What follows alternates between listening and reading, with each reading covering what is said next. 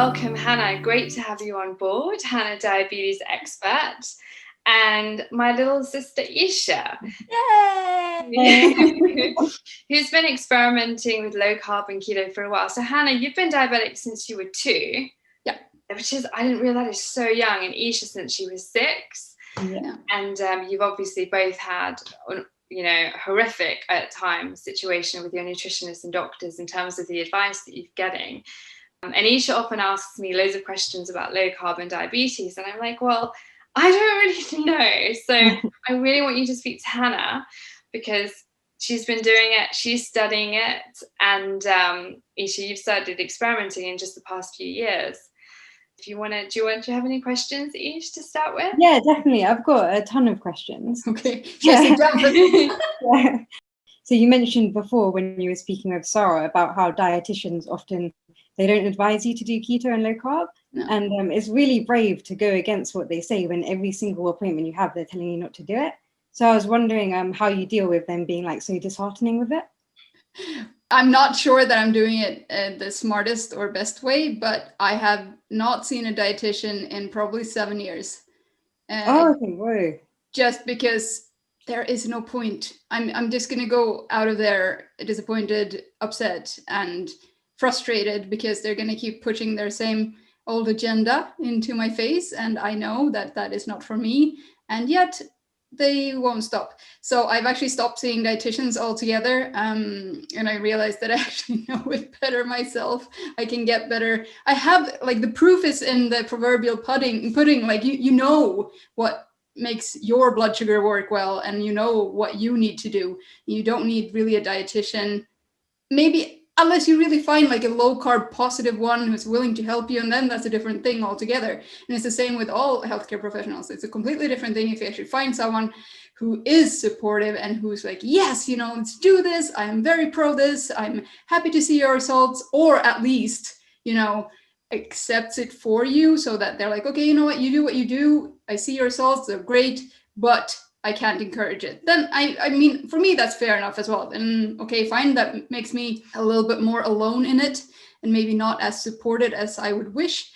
But then again, I have found the wonderful online community of people with diabetes and also low carb diabetics. And it's fantastic how much more answers and insights you can get there than actually from maybe a dietitian or a healthcare professional who is not completely pro low carb. Yeah, definitely. It's funny that you said about not seeing one for 7 years, because I think in my most recent appointment, I received a letter where I had discussed in the appointment that I was going keto and low carb. And then in the letter, the dietitian was just saying that it was like the worst thing, and that DK is going to happen to Easha if she doesn't change her life and start eating carbs. And then afterwards, I felt like I wanted to call the dietitian and say, like, I never want to see you again because you're not supporting like how successful I'm being. But I wasn't sure like how to go forward from that, because you can't really like stop going to any appointments at all, especially if you have any changes with your insulin. Yeah, that's where I definitely don't think that I'm the best model in the on the whole picture, because I just really stopped going to see the dietitian. I'm like, there is no point of me sitting here. There is no, I get nothing from this. And I mean, where I live, we still pay out of pocket. I mean, we have private health insurance rather than universal. So for me, it just doesn't make any sense to sit there. So I didn't even tell her. I didn't even say anything. I just, stopped making more appointments. Oh, okay. Did you not think that you like wanted to know her to know how you felt? As no. in, no, it wasn't worth it to me to have that argument. So I just honestly stopped going because I realized I could do it better myself. Okay. Have that option. I don't remember. I mean, I lived in England, but I don't remember that the system, how that worked. If you have to have appointments with dietitians, or are they just encouraged? I think you have to, because they started sitting in most of my main appointments with my consultants. Yeah, so it was quite intimidating.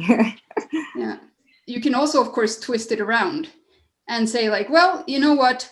I have noticed that I don't feel well when I eat things that contain a lot of carbohydrates. And in the actually, in some of the guides, I think it's the ADA. No, the NICE guidelines are so stupid for people with diabetes anyway. But I think in the ADA, it actually supports, low carb as an option for people with diabetes. So basically, they are required to at least acknowledge and be okay with it. But I'll actually check that up because I have to go through all the guidelines again anyway. So I'll check that up and then get back to you and see what your rights are technically and what it says in the guidelines that they have to support you with. Because I have a sneaky suspicion that there is something like that.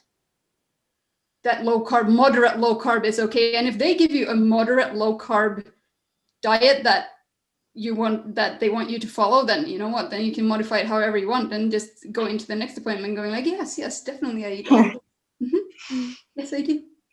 Especially if it is like system that you have to do it because of a system, because otherwise you don't get the other care that you need, then of course go for it and just sit there, smile and nod for a while and just be like, okay, yes, definitely eating tons of bread, super good, yep.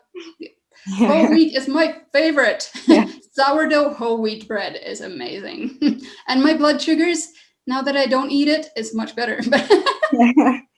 What do they say when you've because Ish, you've lost a lot of weight this year and your AC1 is way better and you take how much less insulin do you take?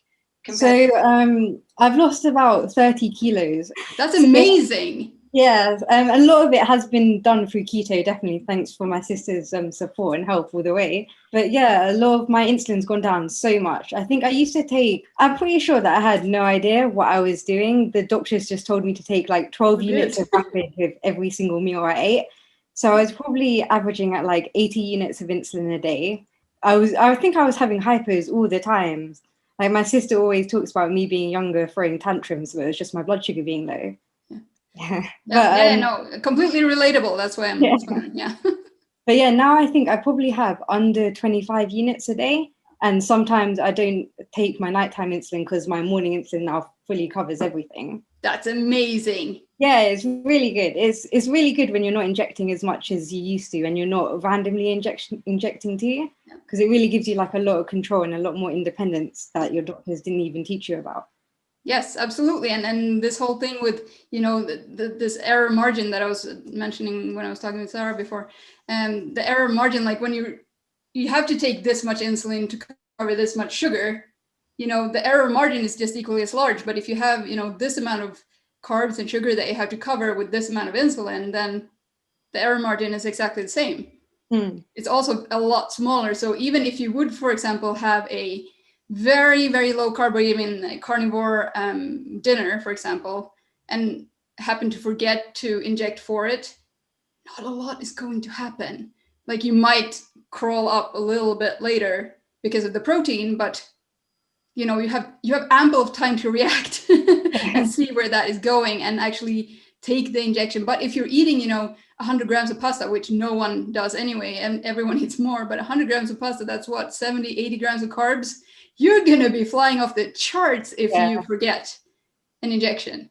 And I remember there was even a time where, say, if I was eating loads of pasta and I would tell the doctors, like, my insulin's not reacting to the pasta, they would just say, take half of the units before the pasta and half of the units after, rather than saying, why didn't you eat less pasta? But that's the whole, like, healthcare environment that we're living in. Just eat whatever you want and take more insulin. Just cover it with insulin. What do you mean, cover it with insulin? It doesn't work. It's not a one-to-one equation. Like, it's not an equation that is easily solvable. It's so much twisting and turning and standing on your head and, all of this stuff. That's where you could just not eat as much sugar, which the body anyways doesn't need.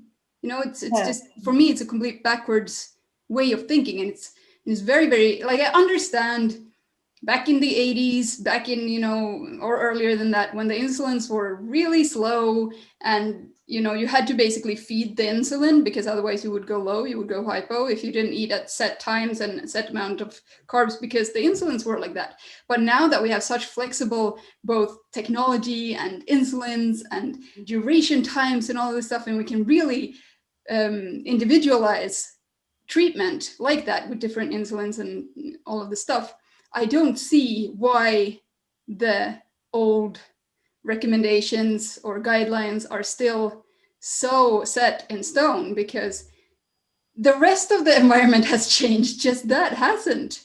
And that it astonishes me sometimes when I take the time to think about it. Yeah, definitely. I've seen that a lot of the reasons why people think that dietitians don't tell us to go low carb is because they think that we can't handle it. Like Yeah. we can't handle to live without carbs, especially knowing that kids get diagnosed like that.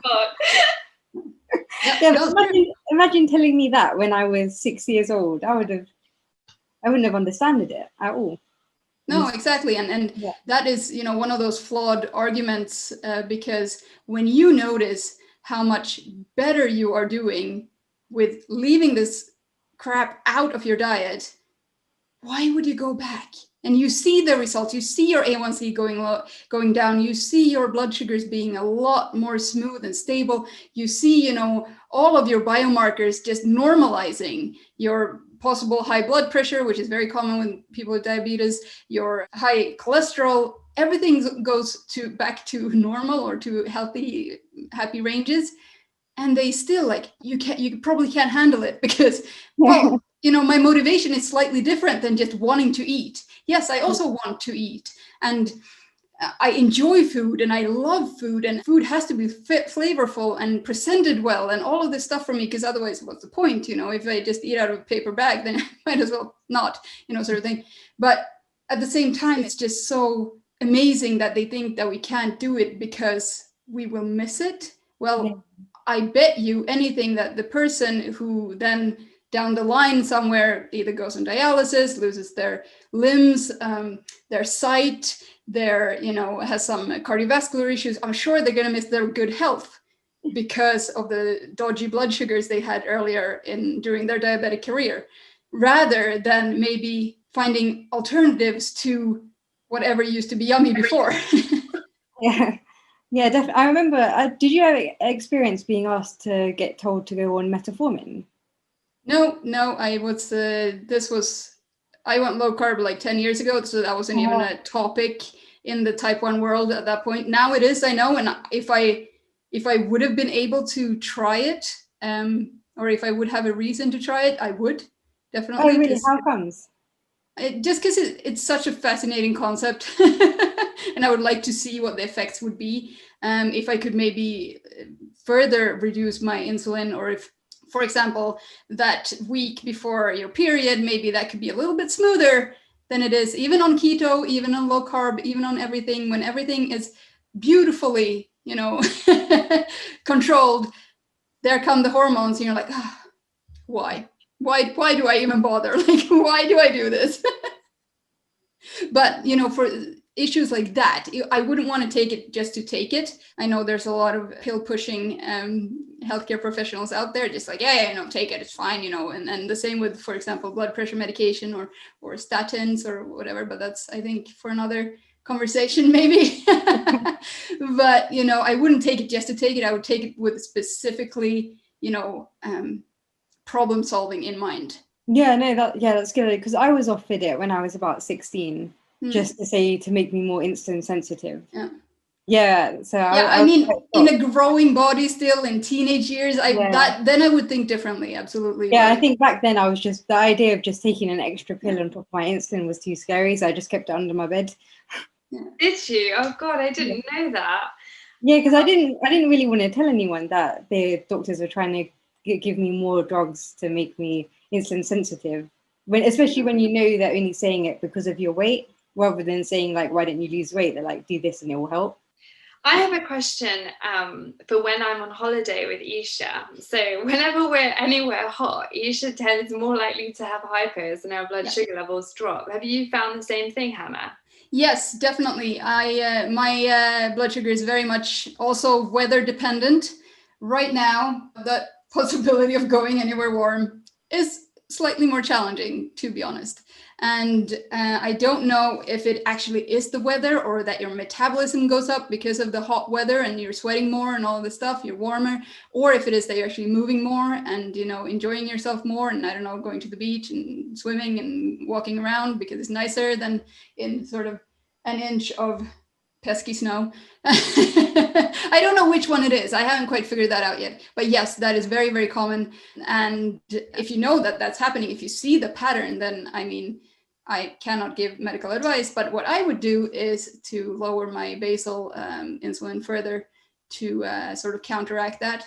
And then, I mean, treat the hypos as normal. And hypos, yes, they will still keep happening even on keto. That's not, we're not proof, we're not safe from having hypers or hypos, but they happen a lot less, I have to say, than they used to do. And also sort of, it never goes from, the sort of 20 millimoles per liter to 2 and then back to 20. It sort of goes maybe 4 or 5 down to 3, maybe you take a small correction and then it goes back to 4, 5, 6-ish again, so it's a lot easier to handle. But yes, the holiday phenomenon is definitely real. What do you use to treat your hypos? I only use glucotabs. Oh, that's it. You don't ever want to use anything else? No, because for me that is the most exact way of getting, I mean, they taste god awfully gross, chalky, black grossness. But for me, I see it as a medicine. As much as I need insulin, I sometimes also need the chalky, disgusting sugar tablets to get me back into range. But for me, it's the most exact way of getting to where I want to be.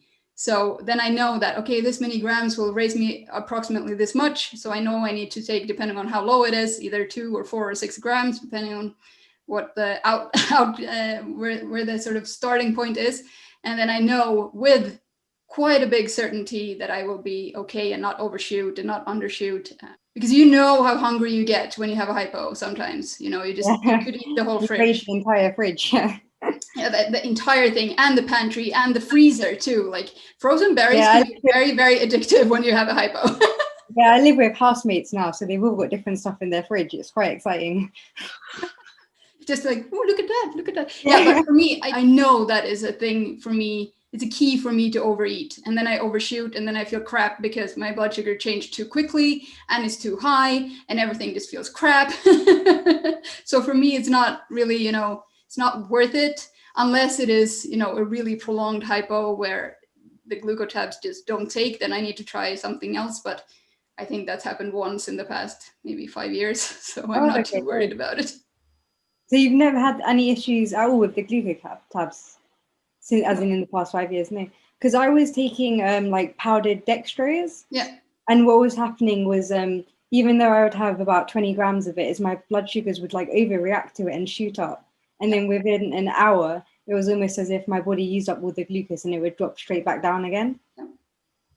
I never treat with that much anymore. When I was still eating high carb and I was on my 100 units of insulin a day, which was, crazy, then I needed sort of the 20-25 grams of carbs to get myself up into a healthy, happy range again, or even overshoot, whatever, just not die. I needed 20 to 25 grams of carbs. But now, with taking so much less insulin and being in that way, which I think is a good thing, being that much more carb sensitive, I only need like 2 or 4 grams. And then it sort of just... Oh, boy, that's very low. Jacks it up a little bit, but not enough to have to treat it again. That might be one of the reasons why I don't really... And I never really eat anything after the hypo either.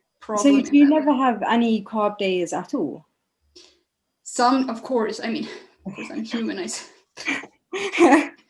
sneak. I still, steal a French fry here and there, but I never really have, set. I'm going to eat this many more carbs today because I feel it. And even if I do feel like it, yes, okay, then I might have to pay the consequences. But then at least it's a calculated risk rather than my everyday life, every day, every meal sort of thing. Then I know that, okay, today I really wanted, I don't know, potatoes, or I wanted whatever it is that I wanted. I try to keep it gluten-free though, because I really don't do well with gluten. Then I take that calculated risk and I sort of guesstimate how much insulin I need, and then, I correct again and it's fine. But then again, how often do I really want like potatoes or something? Yeah.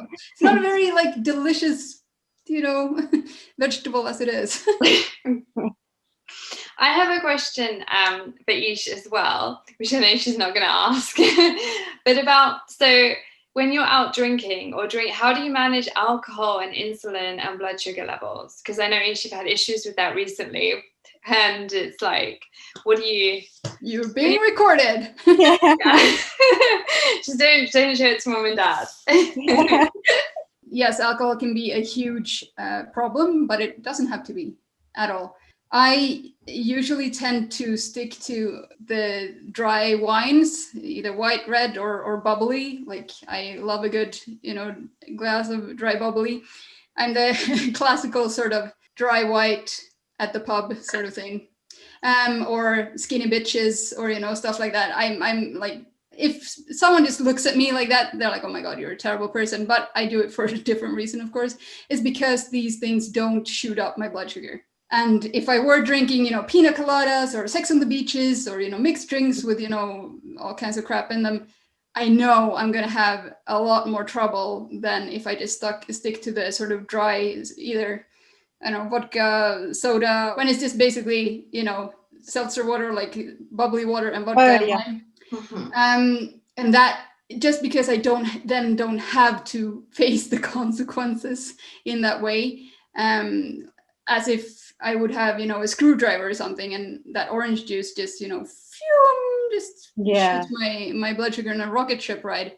Is it worth it? Is it that much better than just a vodka soda? Not really, not in my opinion, or a, skinny tonic or whatever. Then what you have to be really careful about if you're out drinking, and if you're drinking heavily, like if you're having a particularly good night, that is of course afterwards.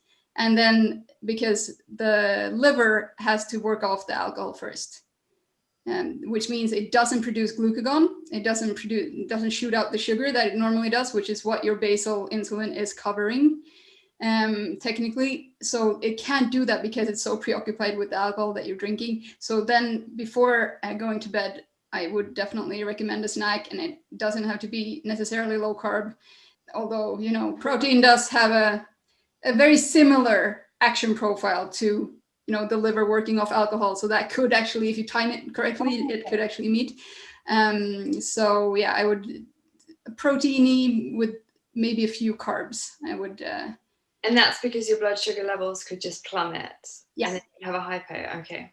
Yeah, because your insulin becomes in that way too effective, because the liver doesn't produce the sugar that it normally does, that insulin is supposed to cover in that way. And yeah, also, I mean, as long as you drink, how can I put this without sounding like a complete alcoholic?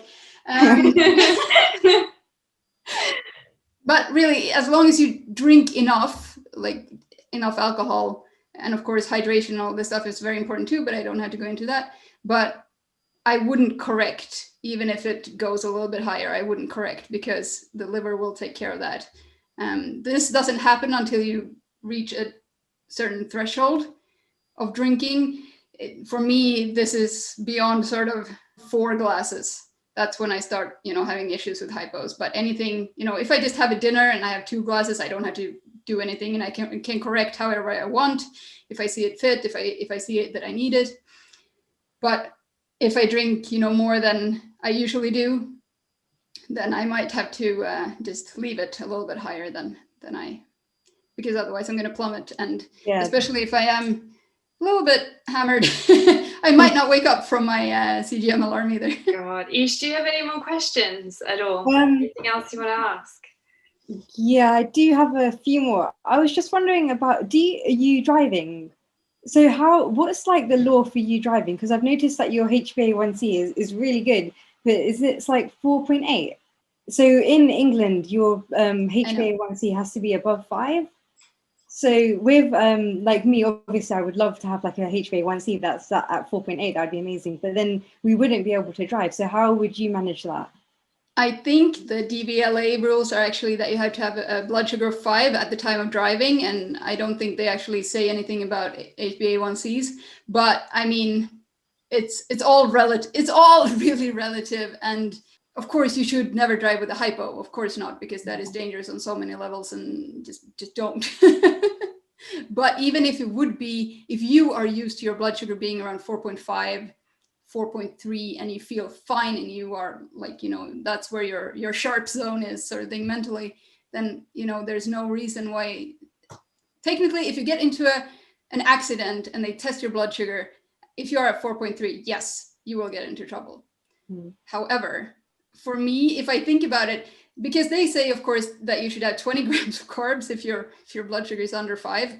And I'm like, so it's safer for me to drive with a blood sugar of 20 plus than with a blood sugar of 4.7. I highly doubt that. Like, I highly doubt that. Because when my blood sugar is somewhere over 10 or even 9, I feel like sludge. Like, I feel like something left on the roadside to die, sort of thing. And I'm like, you know. So that, for me, as long as I am not hypo, I will be driving, personally. Yeah, definitely. Yeah. All right. Do you have anything else, Easha? I'm just mindful of time. Oh, okay. Cool. So I just have an essay to write. I don't particularly want to go back to it. I had one last question, and it was just to do with the pump. Yeah. So, are you like constantly on the pump, or do you move between the pump and pens? I did a pump break this summer because it was summer.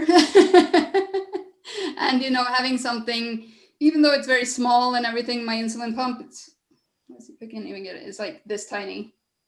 It's like nothing. Oh, okay. But having this like plasticky bit against your skin at the hot of summer is not, you know, the nicest. And also for tanning purposes, to be completely honest and very vain.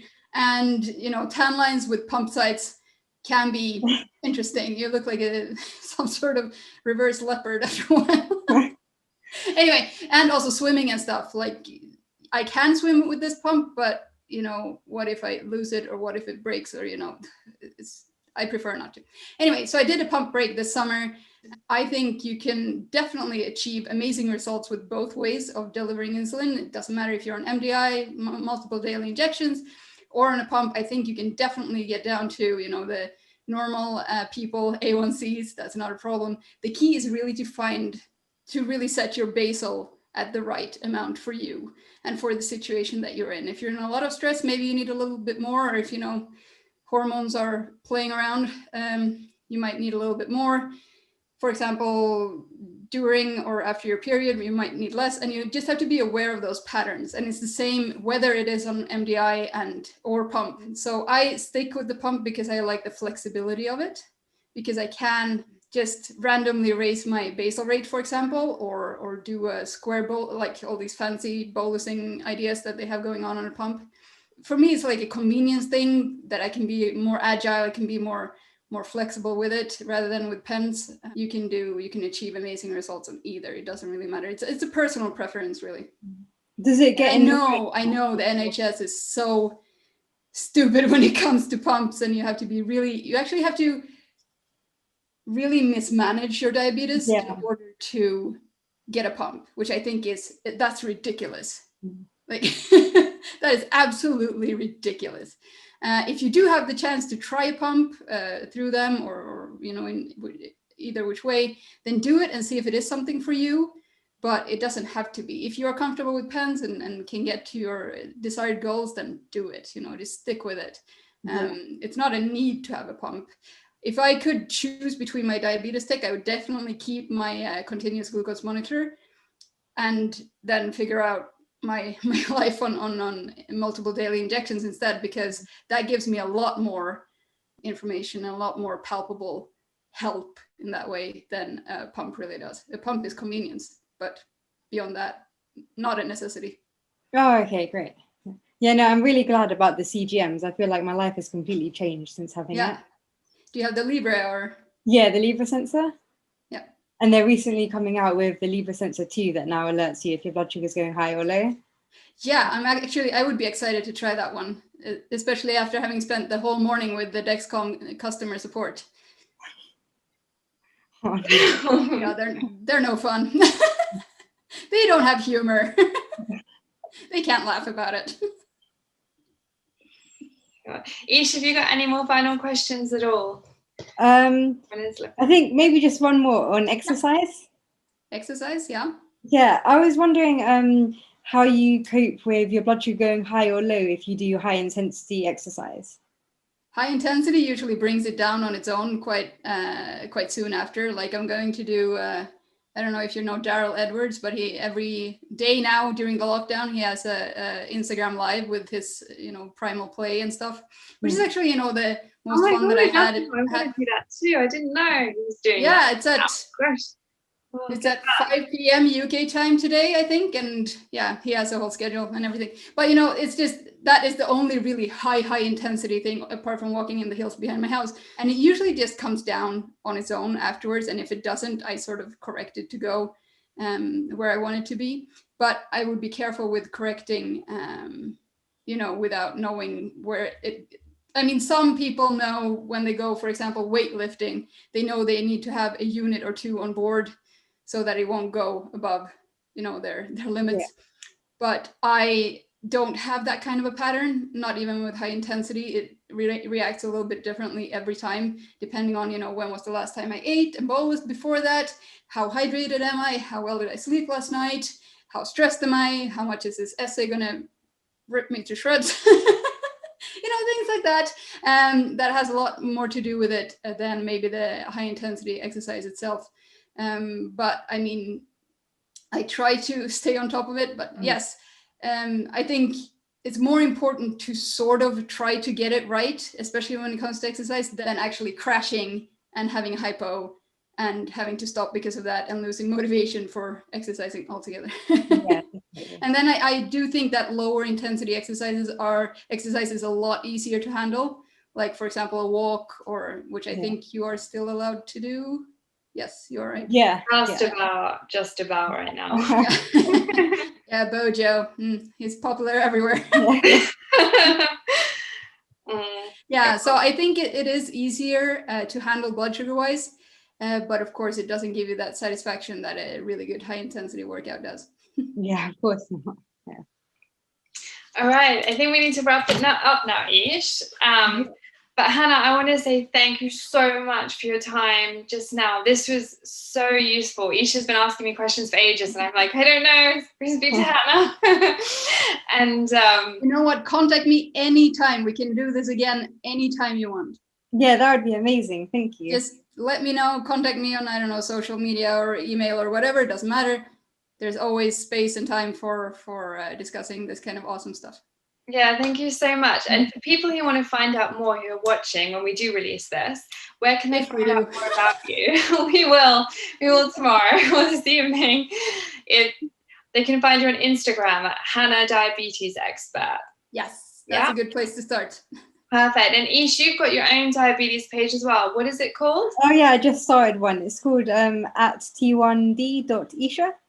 Okay, awesome. I'll go follow you. So you can upload the video to there as well, Ish, if you like. Yeah, that's a great idea.